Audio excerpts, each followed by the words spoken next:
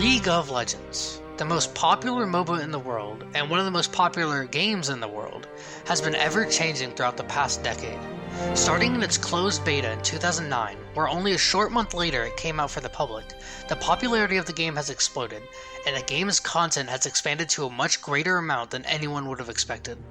But over the years, some have been afraid of the game changing too much from its roots, since Riot has been showing that they can and will put some characters' profitability over adding a fun and interesting champion. There is no greater example than Seraphine in this regard. Seraphine is one of those things that if you play her, then you think there is nothing wrong with it, and that other people just don't understand. But if you don't play her, then you think that she doesn't belong in the game.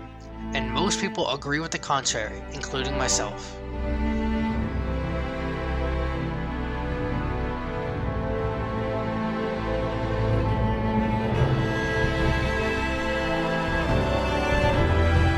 To start things off, Seraphine was teased for a long time before she was actually released.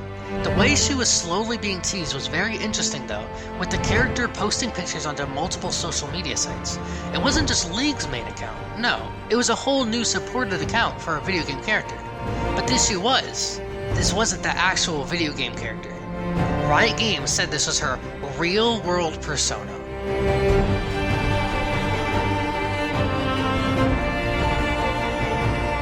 Being a part of the virtual K-pop band KDA, sure, it made sense, but it just came off as a huge ad campaign for a singing group, and not the game that the character is actually made for.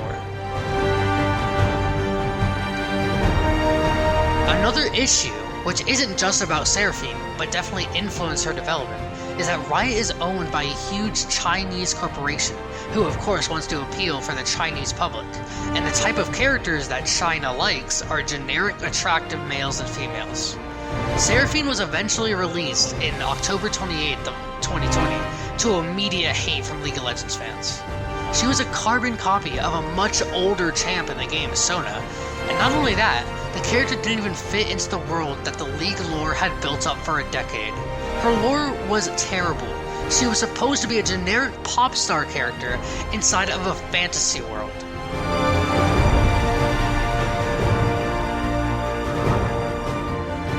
Riot had to immediately change her lore, because she didn't even fit with her own character. She was meant to be a caring and sympathetic pop singer, such an original concept, but her lore made her out to be a narcissistic and selfish psychopath. If you're wondering, her actual lore is as follows.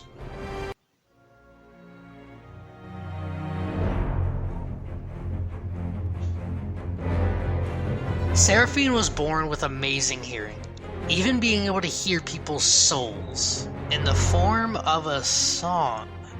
When she was little, the noise was unbearable because everything was out of harmony, since some people were too sad for her, or any other emotion apparently. Her parents moved her to the city of Piltover, which was the most technologically advanced place in the world of League of Legends, which is Runeterra. Her parents scrapped up enough money to buy her a rare Hextech shard to dampen her magical hearing. But wait, she can hear something inside of said crystal.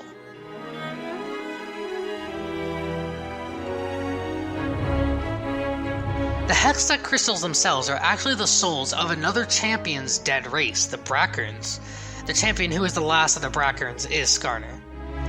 Being a very generic pop star who wanted to unite everyone and supposed to be very sympathetic, you would think she would bring up the fact that the entire city of Piltover is powered by souls in absolute pain. But no. Guess what she does? She makes a hoverboard out of the crystal and goes on to be a famous pop star. Such a good person, such a sympathetic character.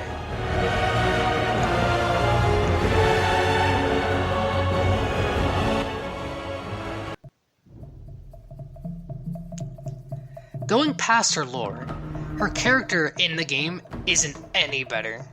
Not only is she just a copy of an older champion as stated before, but her kit also doesn't even make sense. She shoots magical waves with sound? Her passive ability lets her use her abilities twice with insane CC. Why not? Because Riot obviously came up with the idea of a pop singer for KDA before the actual character. This has been Legends of League, and good luck in solo queue.